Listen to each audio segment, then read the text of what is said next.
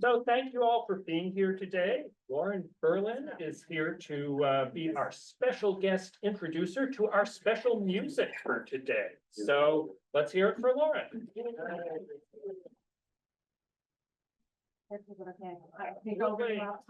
I will. Do meet hosting if that's necessary. Thank you so much. Hi, everyone. Thank you so much for having me today. As mentioned, my name is Lauren Berlin. I'm a PhD candidate in musicology over at the Eastman School of Music, and I'm also a professional choral singer in the area. So if you think that you've seen me and you've been to another church or some kind of winter-themed gig recently, the answer is probably yes. So I want to start by thanking Chris so much for helping with the AV on Wednesday and today, and then also to thank James Keeley for having me. So thank you so much for all of your help. Let's start today by setting the stage with Estonia itself. This small Baltic nation, renowned for its singing revolution, is a land where music has always been deeply connected to identity and to resistance. Among Estonia's most celebrated composers, here's where you're going to find out that my Estonian pronunciation is not good, so bear with me. Tõnu Kõrvits stands out for his ability to bridge the modern world with the country's rich musical and spiritual heritage. His piece, Kreek's Notebook, weaves together centuries of Estonian musical history and its intersections with European traditions. In today's pre-concert talk, we'll explore the layers of history, asking key questions like, what is a chorale? Where did it come from and how did it find its way to Estonia? Why were folk songs so essential to composers? And how were these traditional melodies collected in the first place? So while I'm eager to dive into the historical depth of this topic, I want to start with the basics. So if you're here, you've seen the title, and you might be thinking one of two things. Who is Kreek, and what is this notebook? Answer number one. Kreek was an Estonian composer and song collector active at the turn of the 20th century. Like many of his European counterparts, Kreek was passionate about preserving his nation's folk melodies during a time of cultural awakening. Traveling across Estonia, he meticulously transcribed songs he heard in local communities onto small note cards. And these cards are essentially the notebook part of Kreek's notebook. So that continued to be the foundation for Kreek's lifelong work in the church and as a composer. Kreek's fascination with folk hymns inspired him to create hundreds of arrangements, blending the raw beauty of these melodies with the techniques of Western classical music. Today's talk comes in 3 parts, all intended to answer the question, where did these songs come from, and how did they get to Estonia, and how do they function in Kreek's notebook? So first, we're going to trace the complex transnational history that carried this music from 16th century Germany to 21st century Estonia.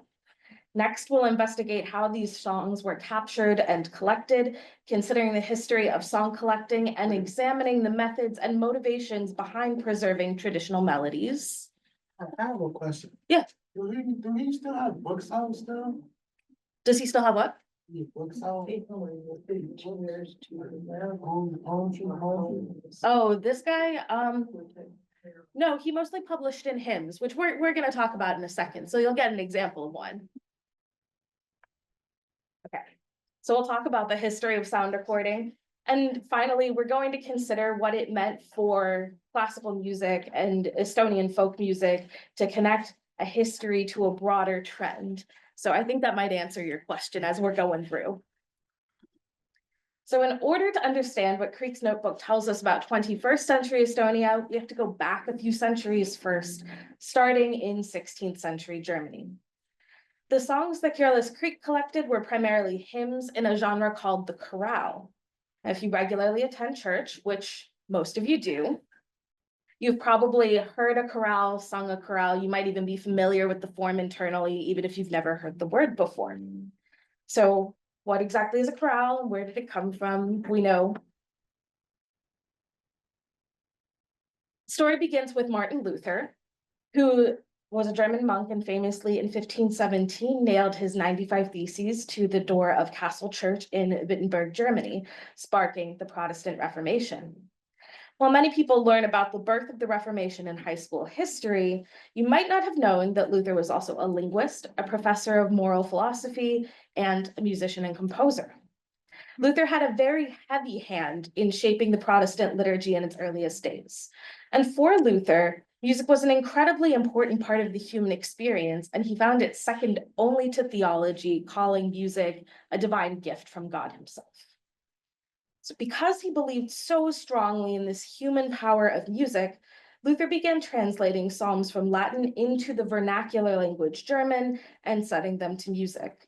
These melodies were often based on well-known German folk songs or on Luther's own compositions. And with this corpus of work, Luther introduced a new kind of community singing to the Reformed Protestant liturgy, the chorale. Chorales were designed to be sung by an entire congregation, so they had to be simple, singable, and the melodies were intended to be memorized. These chorales were also typically sung in unison, meaning that everyone is singing the same notes together at the same time, reinforcing the communal nature of this musical genre. Over time, chorales became the defining musical genre of the Protestant Church, and they remain closely tied with Lutheran identity today.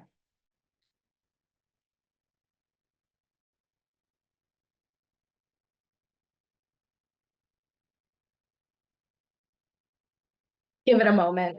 It's the morning for everyone, including the technology. There we go. Okay. This is the music theory part of the talk, so bear with me for a couple minutes. Promise we're going to get through it together.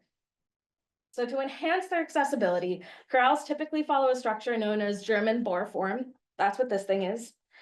The first part, the A that is repeated, that's called the Stollen. And at this time of year, that might call to mind a particular confectionery fruit cake. That's a customary Christmas food.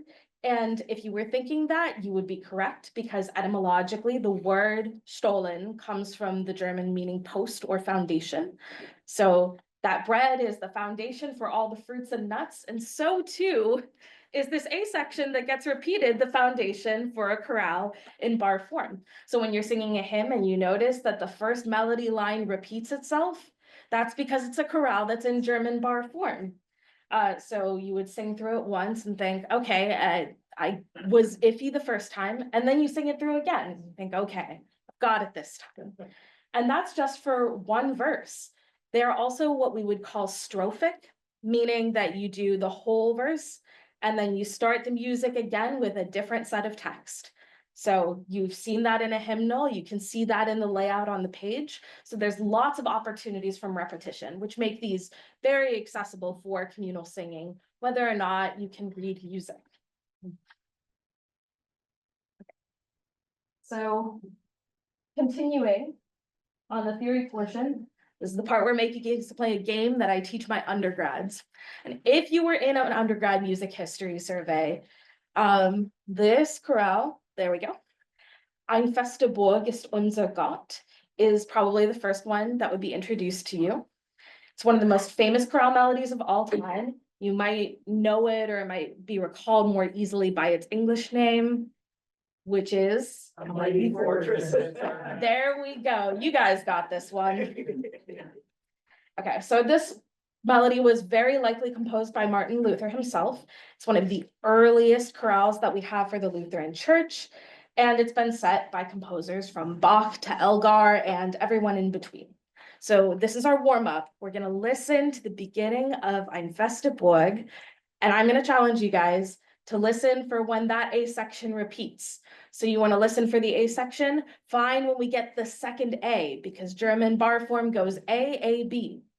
So you're going to find when we go to the second A, and then you're going to find when we move on to the B. You guys ready? Yeah. Okay.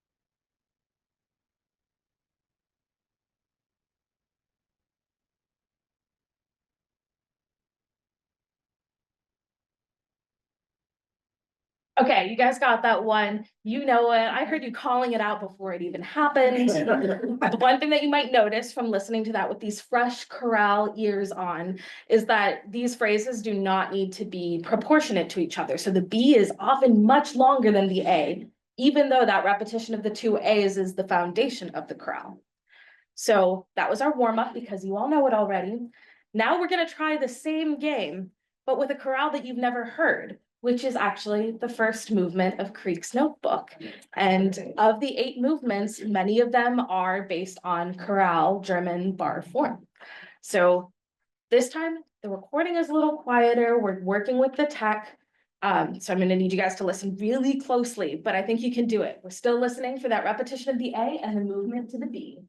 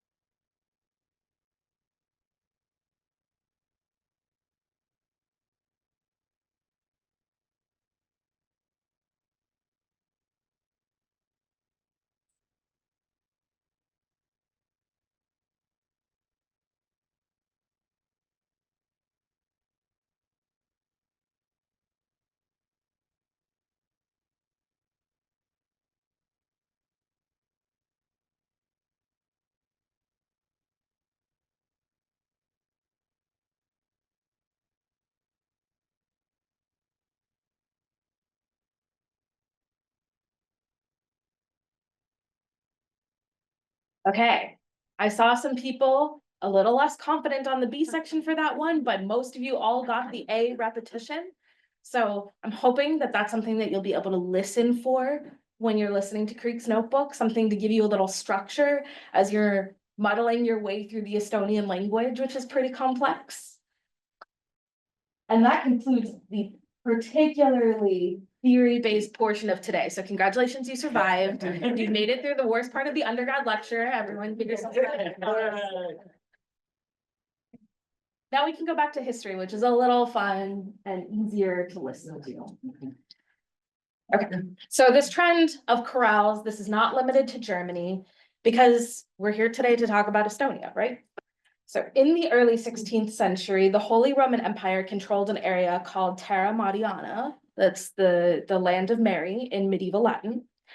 And this vassal state was held by the Holy Roman Empire since 1215 during the Crusades and included land of present-day Latvia and Estonia. So you can kind of see in this outline, down south, we have Latvia, you can see Riga on the map, and then up north, we have Estonia. These countries are next to each other in the Baltics. By the 1520s, the Protestant Reformation had spread from the tiny little town of Wittenberg, Germany, to Estonia. So that's 3 years after Luther nails the 95 Theses to the church door. And initially, church services in Estonia were conducted in German, which remained the language of the upper class and the elite well through the 19th century. However, by the 1530s, some services were beginning to be held in vernacular Estonian. So they're making a transition to Estonian as a local language. In 1561, the state of Terra Mariana dissolved, and Estonia became a duchy under Swedish rule. As Estonians sought to define their unique identity separate from their association with Latvia, the Estonian language continued to become even more central.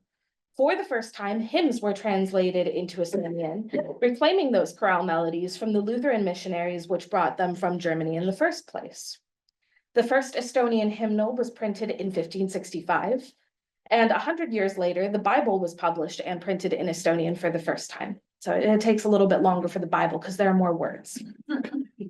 So this separation from German influence allowed Estonian hymnody to evolve into its own unique tradition. This process of cultural adaptation is quite common worldwide. As Estonia solidified its national identity, its music followed suit. One key difference in the Estonian hymn tradition is because there was a lack of organs across Estonia, it was almost always performed a cappella, and people improvised on them quite melismatically. So they really had a strong tradition of improvised hymnody. And because people were doing it alone from the pews, one-on-one, they would sing loudly and slowly. So really honking away at these hymns in a way that's very different from the German approach to it. And over time, some versions of these hymns became so ornamented that they completely obscure the original meter, the melody, and the mode, which is like 3 of your main musical parameters. So these chorales made up the basis of Estonian church music for centuries, and they became really integral to Estonia's folk music as well. And this is where our man, Careless Creek, enters the scene. The Estonian Age of Awakening, which began in the late 19th century, was a movement where Estonians sought the right for self-governance. So Estonia was first under rule from the Holy Roman Empire, then it goes to Sweden, then it goes to the Russian Empire. In the 19th century, it belongs to the Russian Empire, and it's just getting kicked around Europe by these larger, more powerful states and empirical forces. So this movement culminates with the declaration of the Republic of Estonia in 1918, right after the fall of the Russian Empire. Careless Creek was born in this cultural climate on March 26, 1889, somewhere on the west coast of Estonia, though the precise location is a little bit contested. Creek studied trombone and composition at the St. Petersburg Conservatory in Russia from 1908 until just before the revolution in 1916. A famously cosmopolitan melting pot, the St. Petersburg Conservatory was a hub for Eastern European musicians who were looking to learn Western classical styles.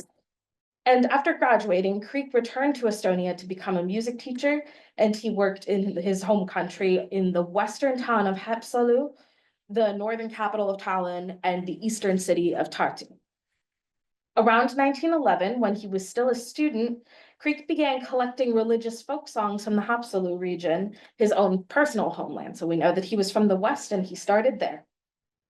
He connected with the Estonian Student Society at the conservatory, and he and his friends systemically collected the folk music of their native country. Many of these folk arrangements have since become a part of the permanent repertoire of Estonian choral societies.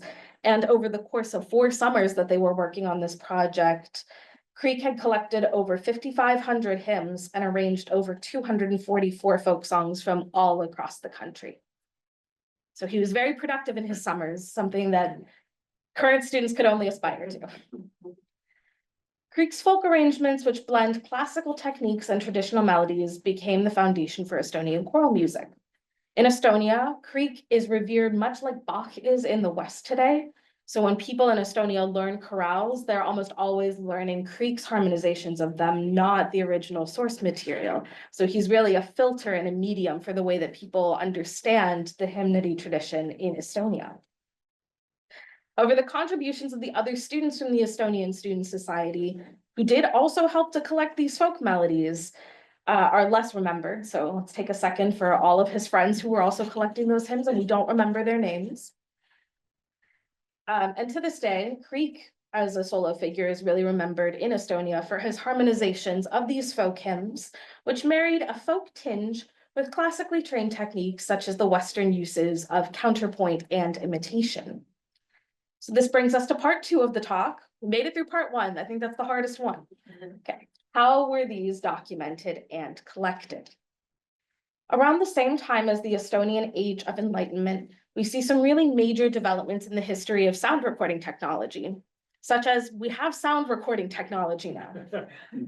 For the first time, people had access to sounds from very far away in a more or less direct way.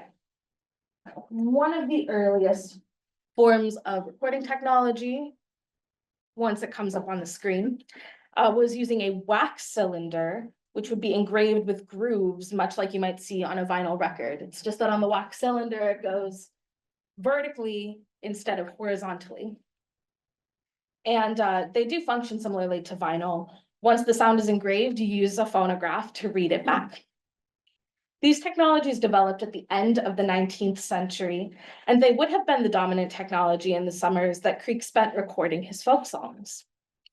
Folklorists and composers used these new recording technologies to take field recordings of folk songs in remote regions of various countries, a practice that later became known as song collecting or song catching. Indeed, Kreek and his friends were the first Estonian song collectors we know who used this recording technology in the field to capture folk songs. Now, I know one of you out there was paying attention at the beginning, and I can hear it now. You're saying, Lauren, didn't you say that he recorded them on note cards? How else do we have the word notebook in the title Kreek's Notebook? And if one of you was thinking that, you are absolutely correct. So although they were using these wax cylinders to record initially, there are some limitations to wax cylinders, such as they degrade every time they're played. So there's a finite amount of wax, and every time the needle makes contact, it does erode at the grooves that were originally transcribed. So it was incredibly common, not only for Kreek, but also for other folklorists and song catchers to transcribe the music once it was on the wax cylinder. And it's not only because of the degradation of the wax cylinder, but putting it into notation allows it to be what we would call prescriptive, meaning it makes a recipe for how to reproduce the music yourself. So we can listen to a wax cylinder and we'll probably be okay at reproducing what we hear on it. You know, you can sing a song that you've heard on the radio, but it's much more accurate to whatever the original form was on the wax cylinder if you are able to look at a note card and read the music back for yourself. And that allows like extra circulation too. You can send it to people far away in a way that you just can't with a wax cylinder. So notation actually made it easier to preserve and share the songs, ensuring that they could capture a slightly more accurate performance even after the original recordings were lost or fully degraded. And once our technology is with us, this is the manuscript evidence of one of those note cards. So this is Kreek's hand, and this is what his transcriptions look like. So you can see there are 3 different melodies here. They're pretty small. He has very neat handwriting. A lot of composers have really sloppy handwriting. So he's pretty good at documenting these. And like many composers, he uses colored pencils. I think that's a fact that not enough people know about composers, is that if you look at their manuscripts, they're writing all over them in colored pencils all the time. So a fun little thing that you don't get to see when you see printed music. Kreek and his friends were not alone in this effort. In the late 19th and early 20th century, actually, I'm gonna let you guys look at the manuscript for longer. We don't need to get to Kõrvits just yet. So many classical composers all across Europe were really deeply engaged in these kind of folkloric projects and arrangements of traditional songs motivated by broader interests in nationalism, folklore, and the preservation of cultural identity. This includes a lot of names that you might recognize. In Hungary, composers like Béla Bartók and Zoltán Kodály took recordings of music from rural communities and incorporated them into modernist music and pedagogy. English composers like Ralph Vaughan Williams and Gustav Holst revitalized English music with songs from the countryside. And up north in the Nordics and the Scandinavian countries, composers like Jean Sibelius, Edvard Grieg, and Percy Grainger collected these folk songs inspired by oral traditions to craft their own musical traditions of the North. As composers drew on folk music, they also utilized the associated vernacular languages. Composers who studied folk music found that the natural rhythms and intonations of the vernacular language were embedded into the music of a region. Further than language, music inspired by folk songs was often performed in local dialects. And when composers incorporated these texts into art music, they preserved or adapted the vernacular for artistic purposes. So at the beginning of the 20th century, a period well known for how nationalism was closely tied to vernacular language, it really represented the culture and political aspirations of a people. As a result, folk-inspired art music became a medium for political expression. By elevating vernacular traditions, composers reinforced the importance of local identities, especially in regions under foreign rule. The late 19th century saw a rise in nationalist movements across Europe, leading to composers who emphasized and preserved their cultural heritage. This era also clearly marked the early stages of ethnomusicology as a discipline, with composers playing a key role in bridging oral traditions in the concert hall. So ethnomusicology is the combination of the study of music and anthropology, or some people would say the study of music and its role in culture. So this does bring us finally to Kreek's Notebook, the piece we're all here to listen to today. It's a work of Estonian composer Tõnu Kõrvits. There he is, one of Estonia's most acclaimed living composers.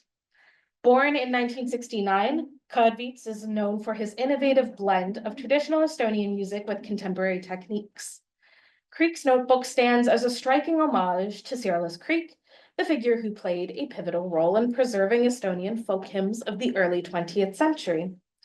The piece is composed for choir and string orchestra, and it features settings of the folk hymns that Kreek documented, threading them together with elements of Lutheran hymnody and dynamic textures and ornamentations that are Kõrvits's own style. The result is a piece that sounds both rooted in tradition and remarkably fresh, with a sense of improvisation woven throughout. Kreek's Notebook became what Kõrvits's most famous choral work, although he has a lot of other instrumental music that's probably a little more recognizable, especially in Europe. And Kreek's Notebook has now, by 2024, been performed over 100 times across the United States and Europe. And back in 2017, that number was 65 times. So you can see that it still maintains traction over the years. We're still getting more performances of it, and you're here to hear another one of those today. So you have heard probably around like almost 1% of the performances of Kreek's Notebook after today. And the first in Rochester? I believe so. Yeah, that would be a great question for James, but I'm pretty sure. So first locally, Kreek's Notebook has become Kõrvits's most famous choral work. And in many ways, Kõrvits can be considered the second most famous Estonian composer after Arvo Pärt, a name that you may have heard. And it's pretty enriching to see that these composers are both still alive today. So I would say, Kõrvits is Estonia's most acclaimed living composer, instead of second most acclaimed ever, but probably the two most famous Estonian composers are both late 20th century and are still alive and working today, which is pretty cool. It's a good time for Estonia.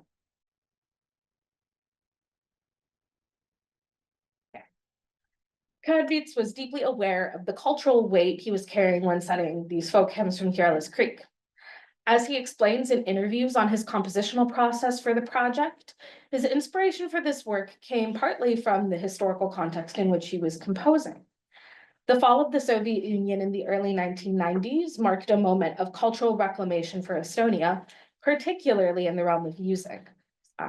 Under Soviet rule and occupation, all religious music was outlawed, so too were the hymns of Siirlas Kreek. So that's an element of Estonian folk music that had been gone for over 50 years. And Kõrvits lived through the fall of the Soviet Union and was deeply inspired by seeing what was available to him after that. So for Kõrvits, composing Kreek's Notebook was a way to reclaim these lost cultural elements, much as Kreek had done decades earlier. Through this act of musical reclamation, Kõrvits sought to restore the folk hymns that had been silenced during the Soviet era, reconnecting modern Estonia with its musical roots. But Kreek's Notebook is not merely a historical or a nostalgic gesture. Kõrvits infuses the piece with a range of influences, incorporating folksy sounds, while also drawing on stylistic features of contemporary popular music. So one of the key elements of the piece is the use of the pentatonic scale, which is a hallmark for folk music around the world. That's the one that goes da da da da da da da da. So when you hear that, you go, oh, that sounds pretty folksy, but this is based on folk music. So Kõrvits is aware of that.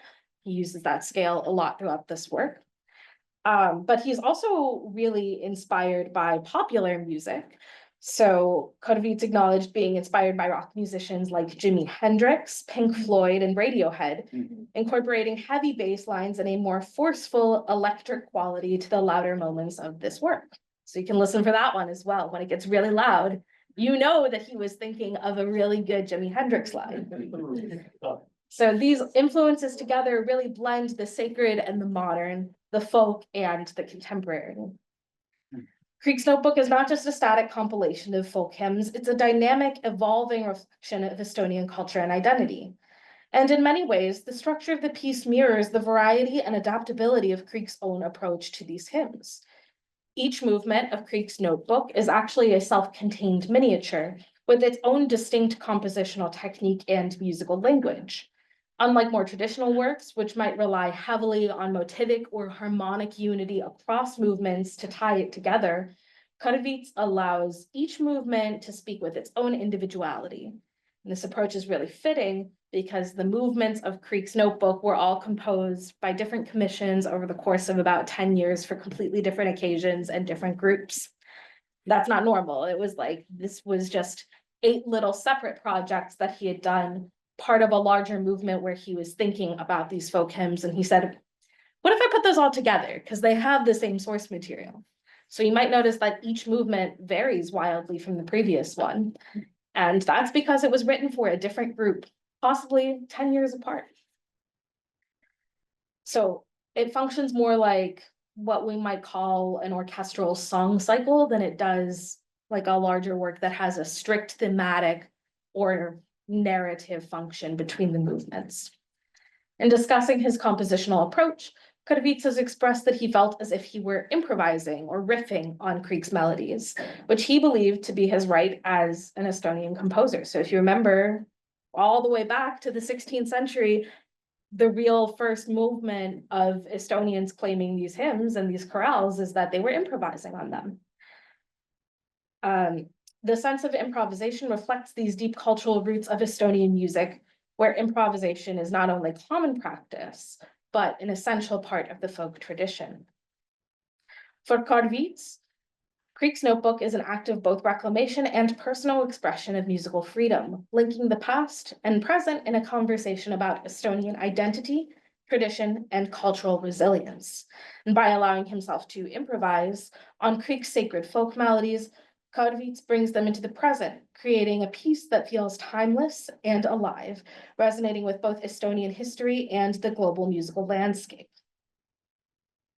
So I want to take a second in the spirit of both Curious Creek and ethnography to share a few comments that I've received from the choir today, because I talked to them on Wednesday. From their perspective, here are some of the challenges and observations they've made about singing Creek's Notebook. It's really hard to sing in Estonian. That's almost all of the comments. It was very difficult to learn the vernacular language. It's a language that has a different syllabic stress pattern than English. So in Estonian, the stress of a word is almost always on the first syllable. Whereas in English, we like to put it on the second syllable. And there's a lot of text in Creek's Notebook. It's very what we would call syllabic. So there aren't a lot of runs on an individual syllable. You're really note for note going syllable for syllable. So they have a lot of text that they're getting through. And that was hands down, ubiquitously, the biggest challenge for the choir in this whole experience. They also wanted to note that they're singing in a relatively small group today, but a lot of them have listened to recordings from Europe of over 400 or 500 singers together. And as a musician, when I hear recordings like that and I'm in a small group, my inclination is to feel a little insecure about what we're doing because there's something really powerful about the massive wall of sound. But on the contrary, the singers today felt that by seeing those recordings and hearing these large groups of hundreds of people, they really felt like they were part of something bigger than themselves, which I think is pretty powerful. So those are some reflections from the choir going into today's performance. In 2024, Estonia finds itself once again at a critical juncture, and the Baltic states face renewed tensions in Eastern Europe due to the ongoing war in Ukraine. Estonia, with its strategic location and strong ties to both Western Europe and its eastern neighbors, has emerged as a hub for international events and opportunities, especially with the imposition of sanctions on Russia. This geopolitical uncertainty has prompted many Estonians to reflect on their national identity and cultural heritage. As the country navigates its place on the global stage, there's been a resurgence in interest in folk traditions that help shape Estonian culture, particularly in the realms of music, literature, and the arts. Artists and cultural figures are increasingly turning to these traditions, reviving the works of past composers like Kreek, whose folk hymns became a cornerstone of national identity during Estonia's first fight for independence in the early 20th century. It is within this context of cultural reflection and the reassertion of identity that Tõnu Kõrvits' Creek Notebook has resonated so deeply, both within Estonia and internationally. The piece has become an international sensation, performed across Europe and the United States, and it really speaks to the enduring power that folk music has to serve as a vehicle for national identity, particularly in times of crisis. For Estonia, a nation with a history of foreign occupation and struggle for autonomy, folk music has long been more than just a cultural artifact. It has been a symbol of resilience and a means of asserting independence. So as Estonians currently face uncertainties on the world stage, Kreek's Notebook functions as both a reminder of their historical musical heritage and a contemporary expression of that heritage in the face of modern challenges. Kreek's Notebook really speaks to a broader trend in contemporary Estonian culture, where the rediscovery and reinvention of folk music has become a key part of the national conversation about identity. In a rapidly changing world where Estonia faces increasing international attention and responsibility, the arts offer a way to reclaim and reshape the nation's cultural narrative. Kõrvits' work, with the evocative blending of folk melodies, contemporary orchestration, and experimental textures, encapsulates this ongoing dialogue between the past and the present. It serves not only as an artistic achievement, but also as a statement about the power of music and cultural heritage to shape national identity in the face of global uncertainty. And as Estonia continues to assert its independence and redefine its place in the world, Kreek's Notebook stands as testament to the resilience of Estonian culture and its ability to adapt, survive, and thrive in a changing world. Thank you.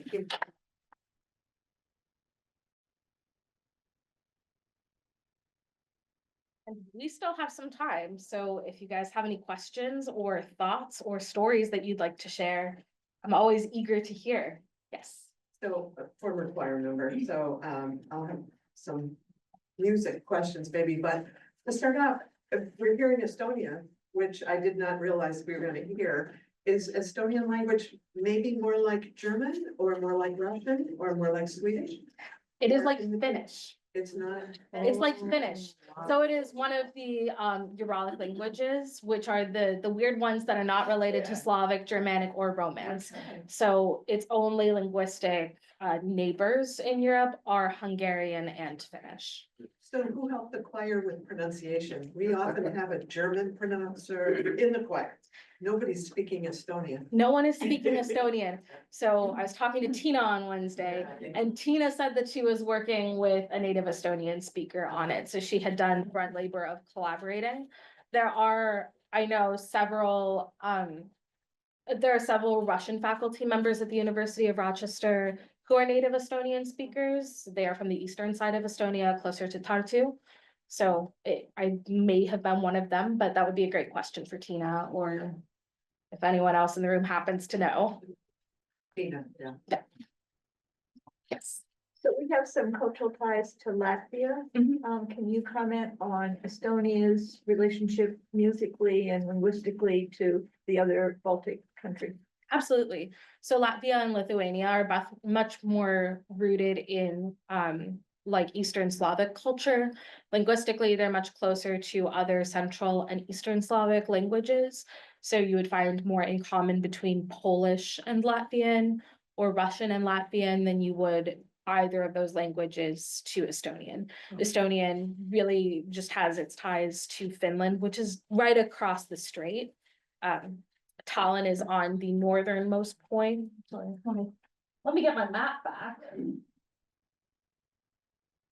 Here we go. So directly across the bay from Tallinn, which would be up here, like just off screen from this, that's where you would find Helsinki. So those are incredibly close. currently, the Baltic states are considered a kind of bloc looped together just by their tradition of occupation, who has typically held that space. Estonia is definitely the weird one of the bunch. Lithuania and Latvia have much more culturally and linguistically in common, but it remains a Baltic state in its positionality in geopolitical issues. And also, if anyone watches the Eurovision Song Contest, it's still a Baltic state, so it always votes for other Baltic states in the Eurovision Song Contest. Thank you. Yeah, I know, go ahead. I know from a couple of people that I've known over time here, whose parents immigrated right after World War II from Latvia.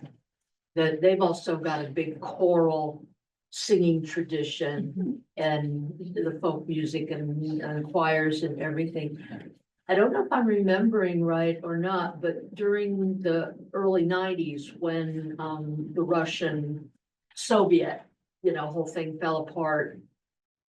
Were the 2 or 3 of those small countries all kind of reasserting, doing peaceful choir singing kind of demonstrations?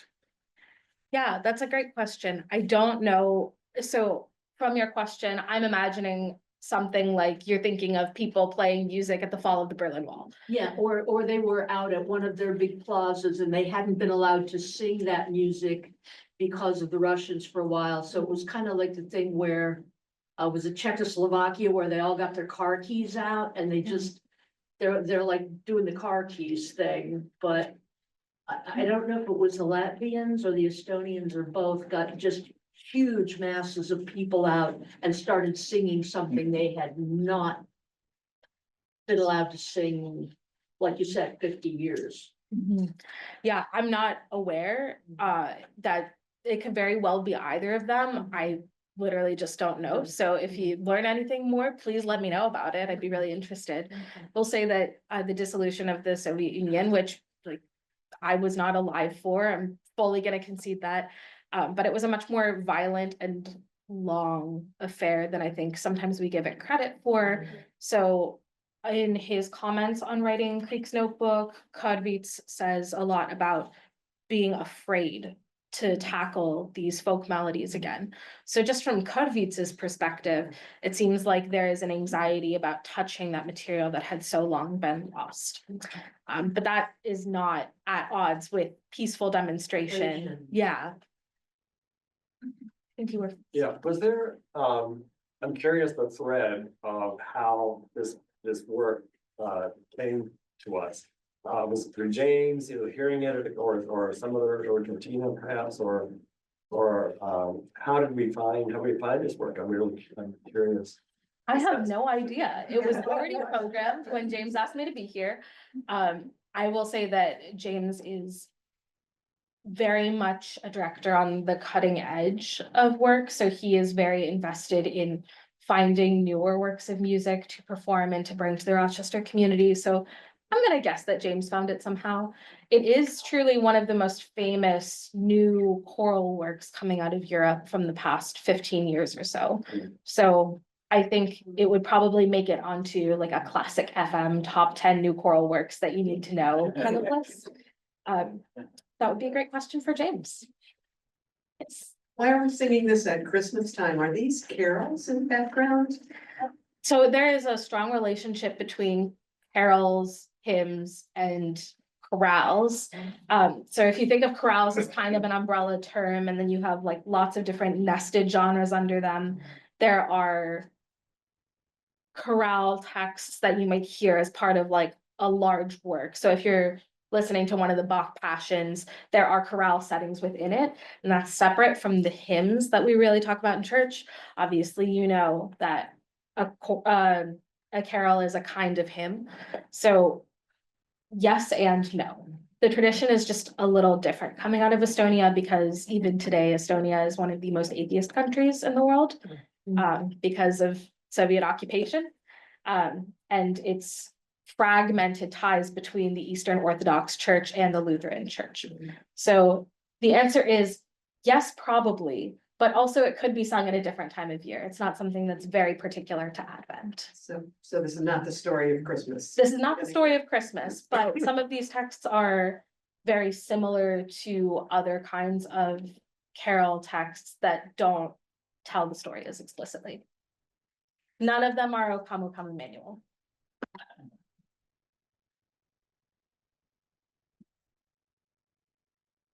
Yeah. So one more, when we hear music and choral music in particular from that part of the world, we often hear lots of bass and lots of movement together in wonderful, deep, resonant tones. Are we gonna hear any of those today in the current? You will hear a little bit of it, a tiny bit, but the traditions that you're thinking of mostly come from the Eastern Orthodox Church. So, you know, you're thinking of something like the Basso Profundo of Rachmaninoff, All Night Vigil. It's not quite as strong, again, because Estonia has been kicked around so many times, so it doesn't have that same relation to baseness. There's a lot that's just very ethereal upper voices, so it's all over the place. You'll hear lots of different textures. I would say overall, it's a little bit closer to a German origin than one might predict from its geographic location.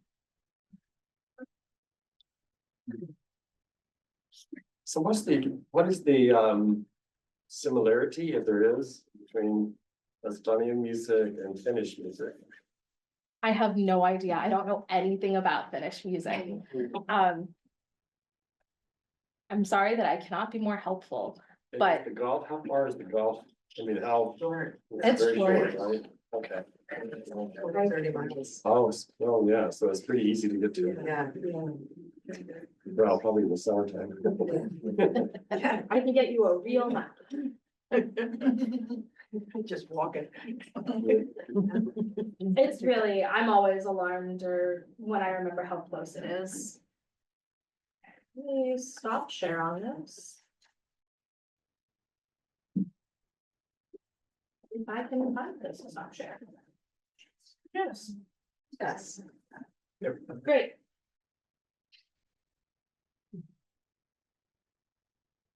Oh, yeah. Oh, yeah. Then here's Tallinn. Here's Helsinki. There's Moscow. Petersburg is over here. Riga is down here. So they are incredibly close and closely linked. I would say there are probably some Finnish folk songs that made it into choral tradition similarly, but because Finland wasn't part of that Terra Mariana vassal state, it doesn't have the same kind of connection back to the Holy Roman Empire, the Teutonic Order. So if you ever do work on it, if you ever look it up, let James know to let me know, because I'm also curious.